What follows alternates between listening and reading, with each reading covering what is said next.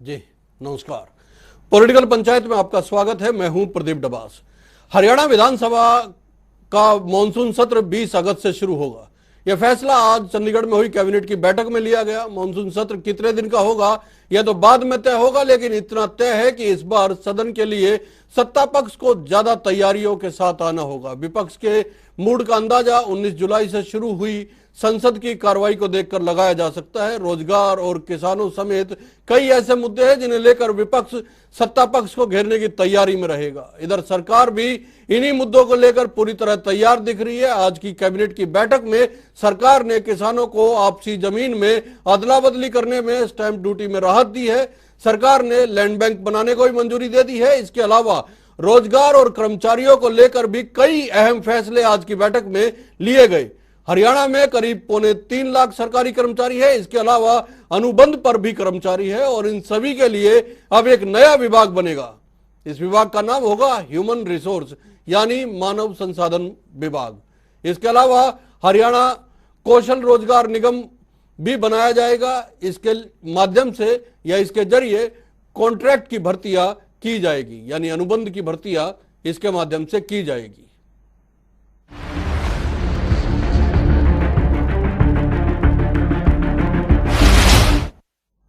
जी, cabinet की meeting के बाद मुख्यमंत्री ने प्रेस को ब्रीफ किया है। सुन लेते हैं क्या कहा उन्होंने। और है कि अगला हमारा जो मानसून सेशन है, कैबिनेट ने तय किया है कि हम जो अपनी तरफ से रिकमेंड करेंगे, जो तिथि भेजेंगे 20 अगस्त को सेशन शुरू किया जाए, ऐसा हम गवर्नर को आज पत्र लिखेंगे। तो गवर्नर साहब उसमें फिर मंजूरी दे करके आगे वो विधानसभा को लिखेंगे ताकि 20 अगस्त को सेशन बुलाया जा सके। सेशन की अवधि जो बिजनेस एडवाइजरी कमेटी होती है उसी में तय होगी कि कितने दिन का ये सेशन होगा। इसको मानसून सेशन इस प्रकार से हम ये कह सकते हैं। जी, महत्वपूर्ण विषय है आज का। कैबिनेट की बैठक में कई फैसले लिए गए हैं। ह्यूमन रिसोर्स विभाग बनाने पे फैसला लिया गया है। इसके अलावा एक अलग से निगम बनाने का फैसला लिया गया है जिससे के माध्यम से कॉन्ट्रैक्ट की भर्तियां की जाएगी। अब तक अलग अलग एजेंसियों के जरिए अनुबंध की भर्तियां की जाती थी। वंदना पोपली जी हमारे साथ भारतीय जनता पार्टी से जुड़ेंगी इस पूरे वार्तालाप के लिए। बजरंग दास गर्ग हमारे साथ कांग्रेस से जुड़ चुके हैं और संदीप गोयल साथ इंडियन नेशनल लोकदल से हमारे साथ रहेंगे। गर्ग साहब, सरकार ने कई महत्वपूर्ण फैसले लिए हैं। एक फैसला तो ये है कि 20 तारीख से मानसून सत्र शुरू होगा और दूसरा महत्वपूर्ण फैसला ये है कि मानव संसाधन एक विभाग अलग से बनाया जाएगा जिसके तहत ह्यूमन रिसोर्स यानी कर्मचारियों के लिए सारी नीतियां तय होंगी, उनको लेके सारे फैसले लिए जाएंगे। कई महत्वपूर्ण फैसले लिए गए हैं आज। प्रदीप जी, मेरी आवाज आ रही है आपको? आ रही है साहब, आ रही है। प्रदीप जी, ये सरकार सिर्फ घोषणाओं की सरकार है जी। सिर्फ घोषणा करती है, उस पर अमल नहीं करती। आज इस प्रकार की गलत नीतियों के कारण प्रदेश के अंदर लाखों लोग बेरोजगार घूम रहे हैं। व्यापार उद्योग इनके राज में ठप हो चुके हैं और महंगाई चरम सीमा पर है। आपके सामने है, आज हालात प्रदेश के बिल्कुल खराब है और यहाँ तक कि ये घोटाले की सरकार है। इनके टाइम में शराब घोटाला, रजिस्ट्री घोटाला, खनन घोटाला, यहाँ तक कि बाजरा घोटाला, धान घोटाला, सरसों घोटाला, ये सिर्फ घोटालों की सरकार है। घोषणा इन्होंने पहले बहुत की थी। घोषणा इन्होंने कहा भाई बुढ़ापा पेंशन देंगे, 5100 रुपए बुढ़ापा पेंशन कर देंगे हमारी सरकार बनते ही। ये भी कहा था भाई ताई बोल रही है गांव में ठेके नहीं खुलेंगे, हमारा राज आ जाएगा, कोई गांव में शराब के ठेके नहीं होंगे। और गांव के अंदर पहले से 2 गुना ज्यादा ठेके और खुलवा दिए। ये आपके सामने है। जो ये सरकार की जो बात है, ये सरकार जो कहती है वो कोई काम नहीं करती। विकास में देख लो, थोड़ी सी बारिश के अंदर पूरा हरियाणा डूब गया। कोई हरियाणा का शहर ऐसा नहीं है जो पानी में ना डूबा हो। गांव की स्थिति तो ऐसी रही, गांव में सड़क ढूंढे नहीं मिलती, सड़क ही बह गई, तो बड़े बड़े खड्डे हो गए। ऐसी स्थिति जो विकास की है, इन्होंने करोड़ों अरबों रुपए सरकार का चूना लगाने का काम किया है। और इस सरकार से आम प्रदेश का हर वर्ग का नागरिक है, किसान है, कर्मचारी है, मजदूर है, व्यापारी है, उद्योगपति, सारे दुखी है।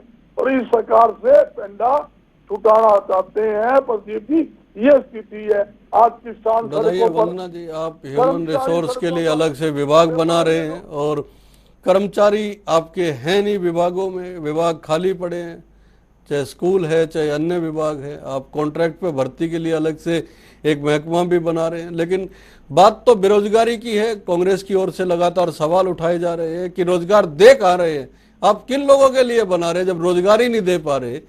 तो इस तरह के विभाग बनाने का फायदा क्या है?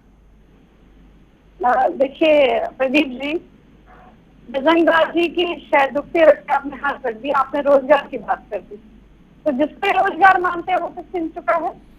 और इनके अध्यक्ष हुआ करते थे राहुल गांधी जी, उनको अपना पार्टी में रोजगार दे दीजिए, बाकी बात करिएगा। एक समय था जब पर्ची खर्ची चला करती थी, उसके सामने है कि किस तरह से गाँव में आकर शोर मचाया जाता, कोई रह तो नहीं गया अपनी पार्टी का। मतलब अब वो वाली स्थिति नहीं है। अब जो बच्चा क्वालिफाई करेगा उसको ही आगे बढ़ने का मौका मिलेगा, उसको ही नौकरी मिलेगी। आप देखेंगे कि जिस तरह कोचिंग सेक्टर में, लेकिन बेरोजगारी के आंकड़े तो मैडम पिछले दिनों जो लिस्ट आई है, जो सर्वे आया है, उसमें 28.1% हरियाणा पहुंचा हुआ है। बेरोजगारी की समस्या तो है प्रदेश में। जी जी, CMIE के सर्वे की बात कर रहे हैं तो इसके जो महेश व्यास जी हैं, वो वही है ना जिन्होंने कांग्रेस का मैनिफेस्टो तैयार किया था। और अगर वो बेरोजगार के आंकड़े तैयार करेंगे तो क्या तैयार करेंगे वो आपको मालूम है। इकोनॉमिक सर्वे में 6% का आया है। और आपको मैं बताना चाहती हूँ कि हमारे जो मुख्यमंत्री जी हैं बहुत ही संजीव जी की तरह से इस तरफ सोच रहे हैं और वो चाहते हैं कि हमारे बच्चे को रोजगार भी मिले, हम आत्मनिर्भर भी बने। दोनों तरीके हैं, जरूरी नहीं है कि नौकरी करने की आवश्यकता है, अपना बिजनेस भी खोल सकते हैं। आत्मनिर्भरता की तरफ लगातार बढ़ रहे हैं।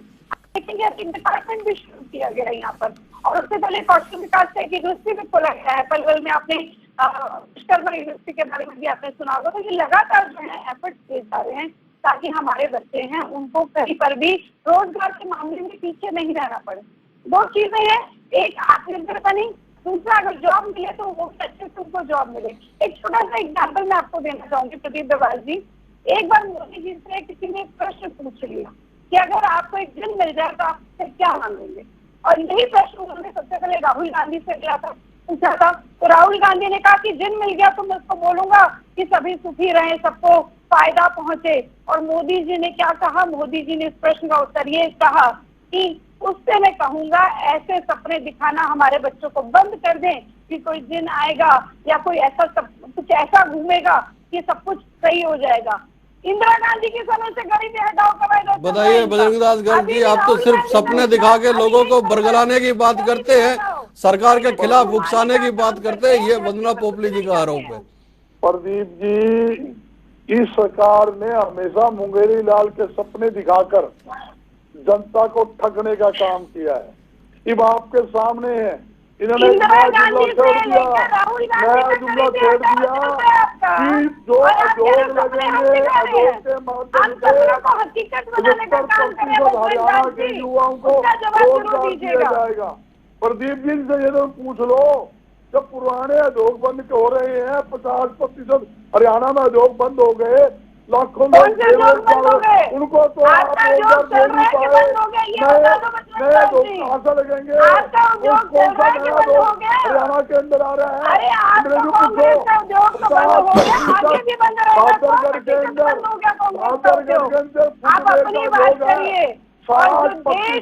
इसका जवाब भाग सिंह दमदमा जी हमारे साथ, जो सरकार की साझेदार पार्टी है, भाग सिंह दमदमा जी जननायक जनता पार्टी से हमारे साथ जुड़े हुए हैं। भाग सिंह जी, कांग्रेस का आरोप है कि रोजगार देंगे कहां से जब आप 75% रोजगार की बात करते हैं प्रदेश के उद्योगों में। उद्योग है नहीं, पलायन कर रहे हैं, भाग रहे हैं, यहाँ पे उद्योगों को उस तरह का माहौल नहीं मिल रहा। ये कांग्रेस का आरोप है, तो रोजगार मिलेगा कहां से? एक पॉइंट सुन लो मेरा, मैं ये पूछना चाहता हूँ, 75% अभी उद्योग के माध्यम से रोजगार देने की बात सरकार कर रही है।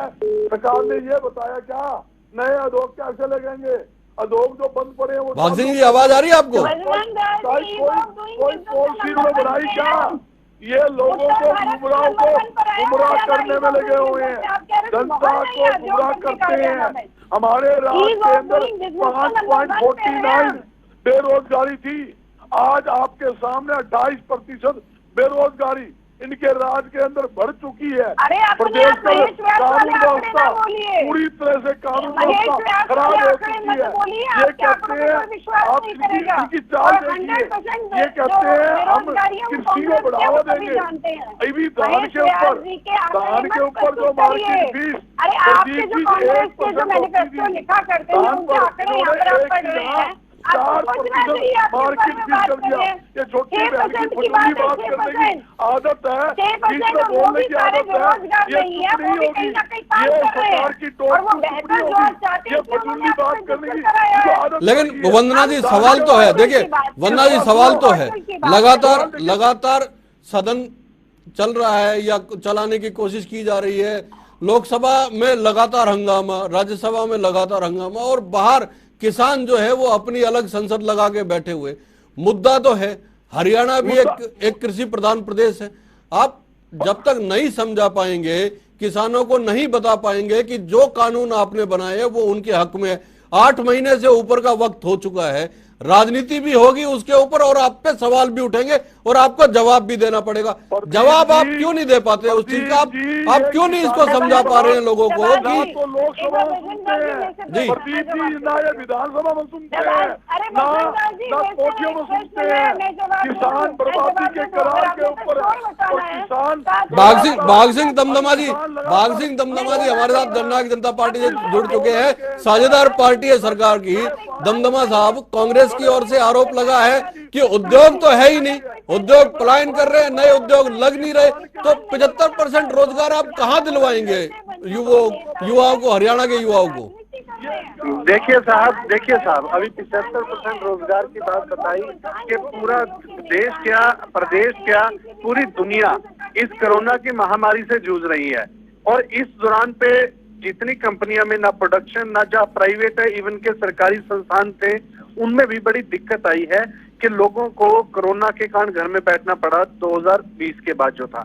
लेकिन अब हालात सामान्य होने दीजिए, इंडस्ट्री बहुत है और ये 75% की फुल फ्लैज इसी के तरफ से जिस प्रकार 50,000 रुपए तक की किसी की सैलरी है, उससे नीचे को 75,000 जो 75% के अंदर है उनको रोजगार मिलेगा। ये हालात मैं कहता हूं कि देश के अंदर हर पार्टी की सरकार है, वहां कहीं कांग्रेस की भी सरकार है, भाजपा है, कहीं हम, लेकिन ये सबके ऊपर लागू है, अकेला कोई व्यवस्था की नहीं, पूरी दुनिया के ऊपर लागू है।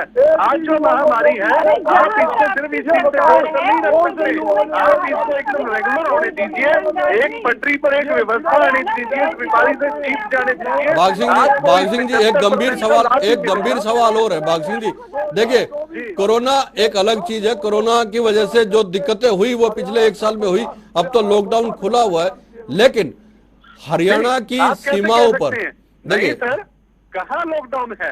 हर बार गाइडलाइन के साथ एक सप्ताह का लॉकडाउन बढ़ रहा है। बाग सिंह जी दिल्ली की सीमाओं पे पिछले 8 महीने से कुछ लोग बैठे हुए हैं जो इस बात को लेकर आंदोलन कर रहे हैं कि सरकार की ओर से जो 3 कानून कृषि को लेकर बनाए गए हैं वो उनके हक में नहीं है। सरकार उनको समझाने में पूरी तरह नाकाम रही, इसमें आपकी पार्टी भी साझेदार है, आप लोग भी नाकाम रहे।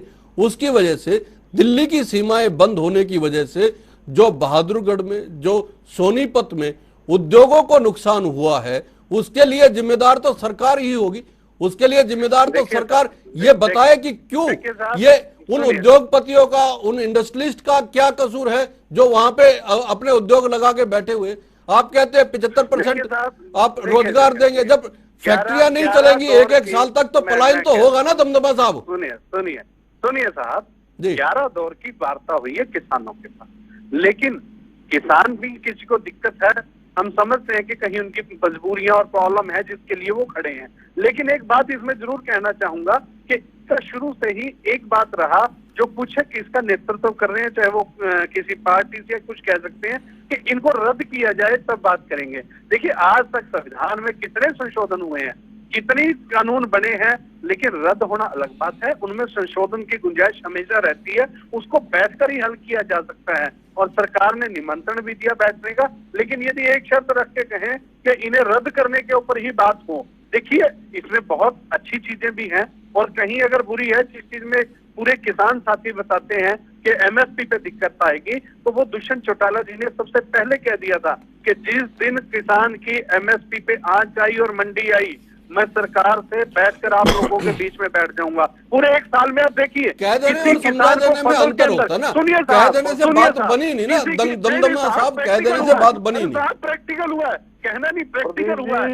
एक एक फसल का दाना खरीदा गया, चाहे वो गेहूं हो, चाहे जीरी की फसल हो, चाहे बाजरे की हो, चाहे सूरजमुखी की फसल हो। आप मुझे एक फसल और किसी जिम्मेदार का बकाया बता दीजिए हरियाणा के अंदर कि किसी किसान को किसी तरह से दिक्कत आई हो। लेकिन बोलिए बजरंग दास गर्ग साहब, किसी किसान को कोई दिक्कत आई नहीं, हर फसल एमएसपी पे खरीदी गई है, फिर किस चीज का विरोध है और क्यों आप उस विरोध को समर्थन कर रहे हैं? नहीं प्रदीप जी, मैं करंट बात कर रहा हूँ। आज भी हजारों काउंटर गेहूं किसान की यमुनानगर मंडी के जिले के अंदर, अम्बाला जिले में, पंचकुला जिले के अंदर, कुरुक्षेत्र, पानीपत, सोनीपत, आप चेक करें, हजारों काउंटर गेहूं आज भी जो मंडी के अंदर किसान बर्बाद हो रहा है। जो बाजरा की एमएसपी बड़े 2200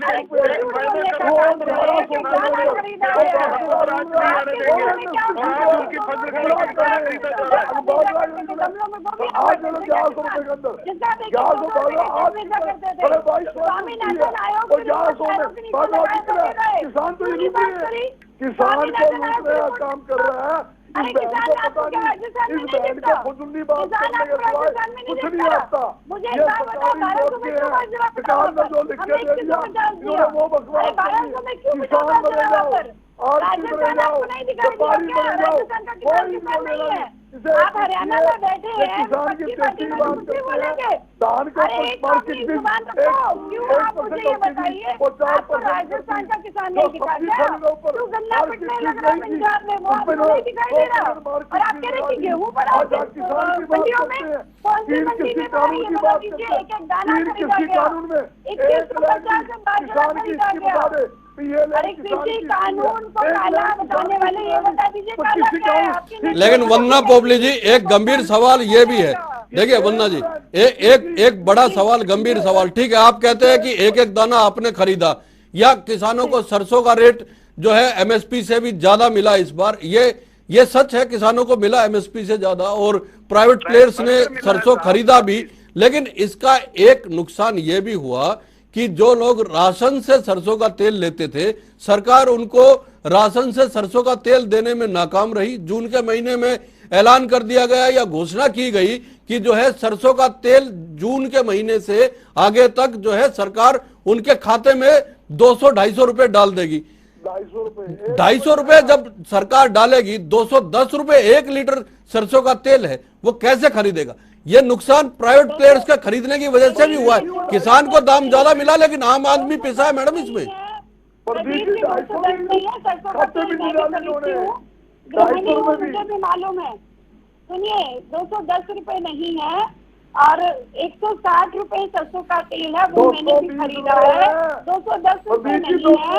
और एक बात बताइए, मुझे एक बात बताइए, आपकी कोई कांग्रेस की दुकानों की लूटने वाला काम कर रहे होंगे, अपने जो है बाहर नॉर्मल दुकानों में जाएगा, नॉर्मल दुकानों में जाएगा, कांग्रेस की दुकानों में जाकर आप चले गए होंगे, किसी कांग्रेस की दुकान पे चले गए होंगे। संदीप गोयल साहब इंडियन नेशनल लोकदल से जुड़ गए हमारे साथ। गोयल साहब, कर्मचारियों को लेके सरकार गंभीर है, आज भी 2 फैसले बड़े लिए गए हैं। एक जो है मानव संसाधन विभाग बनाने का फैसला लिया गया है और एक फैसला एक विभाग अलग से बनाने का, जिसमें अनुबंध के आधार पे जो भर्तियां होती है सरकार करती है, उसको लेके। कर्मचारियों को लेके सरकार कह रही है गंभीर है, किसानों को लेके सरकार कह रही है गंभीर है। 20 तारीख से विधानसभा का सत्र भी आना है, हालांकि कांग्रेस उसको लेके पूरी तरह तैयार है। लेकिन धरातल पे आपका एक विधायक था सदन में, लेकिन वो इस्तीफा दे चुके हैं, तो अब आपके पास कम से कम विधानसभा में आवाज उठाने के लिए विधायक फिलहाल के तौर पे नहीं है। लेकिन धरातल पे आप क्या देखते हैं सरकार की ओर से जो दावे किए गए? देखिए डबाल साहब, जो दावा सरकार कर रही है कि कर्मचारियों के हितों के लिए सरकार बहुत मजबूती से काम कर रही है, तो आप ये देखिए इस सरकार ने सबसे ज्यादा ठेका प्रथा को बढ़ावा दिया है और कर्मचारियों को रेगुलर करने की बजाय उनको हर एजेंसियां दे दी, अलग अलग कॉन्ट्रैक्ट एजेंसियां दे दी, उनको उनके मार्फत से ठेके पे कर्मचारी रखने चाहिए। हमारी सरकार में 2003 में चौधरी ओम प्रकाश चौटाला जी ने कच्चे कर्मचारियों को पक्का करने की पॉलिसी लेकर आए थे। भारतीय जनता पार्टी पिछले 7 साल में कोई ऐसी नीति लेकर आई कि हमने कच्चे कर्मचारियों को पक्का करने का काम किया, बल्कि चौधरी ओम प्रकाश चौटाला जी ने लाखों कर्मचारी जो पिछले 3 साल से अधिक समय से काम कर रहे थे और वो कच्चे काम कर रहे थे, उन सभी को एक कलम से पक्का करने का काम किया था। दूसरी बात आई विधानसभा सेशन के अंदर क्या कार्रवाई, हम अनुपस्थिति हमारी रहेगी और उसमें शायद सरकार की भी मंशा यही है, क्योंकि एलनाबाद चुनाव सरकार आज के दिन डिक्लेयर नहीं करवा रही और सरकार को चाहिए कि एलनाबाद के अंदर चुनाव करवाएं। और कांग्रेस इस प्रकार से टीवी चैनल के ऊपर लड़ रही है, उम्मीद करते हैं कि वो विधानसभा सेशन के अंदर भी विपक्ष को घेरने का काम करे। पिछले सेशन की तरह विपक्ष का जो मिली भगत रही है, चाहे सदन के समय काल को लेकर रही हो, चाहे सदन के अंदर प्रस्तुत किसान के कानूनों के समर्थन में जो मुख्यमंत्री प्रस्ताव लाए थे उसमें उनका जो नाटक विधानसभा में दिखाई दिया था, उस प्रकार का ना हो। और जो बात कह रहे थे कृषि कानूनों को लेकर कि हमने बाजरे की ये करवा दी, अब जब देश के अंदर हमारे 3 कृषि कानूनों के ऊपर 1.5 साल के लिए रोक लगी हुई है, जब 3 कृषि कानून लागू ही नहीं है, तो ये जो सत्तारूढ़ पार्टियां किस बात का दम भर रहे हैं कि मंडी खत्म नहीं हो रही, एमएसपी पर हम खरीद कर रहे हैं और बाजरे की हमने सरकारी खरीद से ज्यादा कर दी, ये आपने थोड़ी नहीं करी, ये तो महंगाई का परिणाम है। अंतर्राष्ट्रीय स्तर पर महंगाई जी वंदना जी, महंगाई की वजह से हुई है ये खरीद। कृषि कानूनों पे तो वैसे ही रोक है 1.5 साल। संदीप गोयल जी, बहुत विडंबना है कि विधानसभा में आपका एक भी प्रतिनिधि नहीं है और आप तीसरे मोर्चा बनाने की बात करते हैं। किसानों के मंच पर माइक नहीं मिला तो डोगा मार दिया ओम प्रकाश चौटाला जी और अगर मिनिस्ट्री नहीं मिलेगी तो सरकार को कब डोगा मार देंगे, वो भी कहने वाली बात नहीं है, समझने वाली बात है, सबको समझ आ रहा है। दूसरी बात, आप कच्चे कर्मचारियों की पक्के करने की बात करें, संदीप गोयल जी, मैंने आपकी बात बहुत ध्यान से सुनी थी। अगर आपको शोर मचाना है तो बात करना। आपने कहा कच्चे कर्मचारियों को पक्का कराना, यानी कि पहले तो अपने कच्चे कर्मचारी लगा दो, फिर उनको बाद में एकदम से पक्का कर दो। जो भाई लायक बच्चे हैं जो पढ़कर अपना पेपर देते हैं, उनको क्यों ना लगाए हम? अरे आपकी तरह ये काम नहीं करेंगे, पहले अपने लगा दो, फिर बाद में उनको पक्का करें। हमारे समय में नहीं होता, पढ़कर टेस्ट देंगे, इंटरव्यू देंगे तो बच्चा लगेगा, नहीं तो नहीं लगेगा। जितने भी नौकरियां हैं योग्यता के आधार पर लगेंगी, आपके समय की तरह नहीं होगा कि अलमारी फाड़ी और लिस्ट बदल दी। लेकिन लगेगी कब मैडम? रोजगार का इंतजार तो प्रदेश का युवक कर ही रहा है, ये तो सवाल है बड़ा। अगर आप सरकारी नौकरी की बात करते हैं, अगर कंपैरिजन करना चाहते हैं, प्रदीप जी के पास ना तो नौकरी है, ना रोजगार है, ना व्यापार है, ना उनके पास कुछ भी नहीं है। ये लोगों को सपने दिखाकर ठगने का काम प्रदीप जी करते हैं। जनों को ऊपर को सिखाकर भेजा जाता है कि तुम ये जाके बोलते रहो, अधूरी बात करते रहो, कुछ समझ में नहीं आएगा। भाग सिंह दमदमा जी हमारे साथ दोबारा जुड़ चुके हैं और मेरे पास आखिरी कुछ पल बचे हुए। भाग सिंह जी, सरकार लगातार कह रही है कि सब ठीक है, युवाओं के लिए काम हो रहा है, किसानों के लिए काम हो रहा है, आपको लग रहा है सब काम ठीक हो रहा है, संतुष्ट है सब लोग, फिर ये सड़कों पे क्यों है? देखिए, मैंने इससे पहले भी आपको बताया है कि आप पटल के ऊपर कोई समस्या किसी प्रकार की में बेरोजगारी को छोड़कर जिसमें पूरी दुनिया जूझ रही है, अदरवाइज जो किसान की बात थी, हर फसल का पूरी तरह से जितना था उनको भुगतान हुआ है, किसी का पेंडिंग भुगतान नहीं है, फसल ठीक दाम पर खरीदी गई है और बढ़ाकर खरीदी गई है पहली बार से। और जो स्वामीनाथन की रिपोर्ट से 201 बिंदु थे, उनमें से 200 के ऊपर लागू करके काम कर दिया गया है। हर चीज देखकर अभी आपका ही सवाल था कि आम लोग जूझ रहे हैं। आपका सवाल था कि आम लोग जूझ रहे हैं रेट सरसों का बढ़ाने के बाद। देखिए साहब, इस व्यवस्था को स्थापित करने आम लोग नहीं, जिनको राशन से तेल मिलता है उनकी बात कर रहा हूँ सर मैं, जिनको राशन की दुकानों से मिलता है। आम जन को भी संतुष्ट करना होगा। आम इस प्रकार के कि आम जन को भी दिक्कत ना है, किसान भी आखिरी 1 मिनट है बजरंगदास गर्ग साहब, 20 सेकंड है आपके पास, अपनी बात रखिए। ये लोग गुमराह करते हैं, किसान की बात करते हैं, आरती की बात करती है, ये तो लोगों को ठग रहे हैं, बात कर रहे हैं। और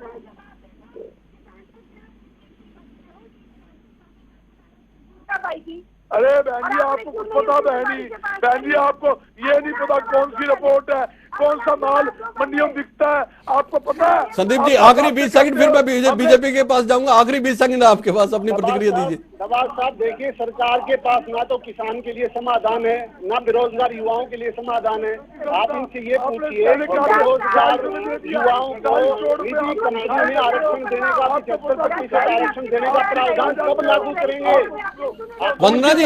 वन्ना जी आपके पास समाधान नहीं है, सिर्फ घोषणाएं है, ये कहना है भारतीय जनता पार्टी के लिए सवाल है इंडियन नेशनल लोकदल और कांग्रेस की ओर से। देखिए इनका प्रश्न तो ये रहेगा क्योंकि ये पहले ही हमारे काम से ज्यादा डरे हुए हैं। मैं ये कहती हूँ कि मोदी जी पर गोल करना सेल्फ गोल के बराबर है। जितना आप अटैक करेंगे जनता उतना उनके साथ खड़ी होगी, क्योंकि उनको मालूम है मोदी जी जो कर रहे हैं देश के लिए, खट्टर जी जो कर रहे हैं प्रदेश के लिए, वो आप सालों में नहीं कर पाए, वो आप सालों में नहीं कर रहे। पुरानी बीमारियों को मुद्दे कई हैं और अटैक करना चाहे मोदी जी पर और चाहे खट्टर जी पर, ये सेल्फ गोल के समान है, ये वंदना पोपली का कहना है। लेकिन इंडियन नेशनल लोकदल और कांग्रेस का कहना है कि सरकार समाधान नहीं कर पा रही है, इस वजह से समस्याएं जो कि तो बनी हुई है। बहुत बहुत धन्यवाद, नमस्कार।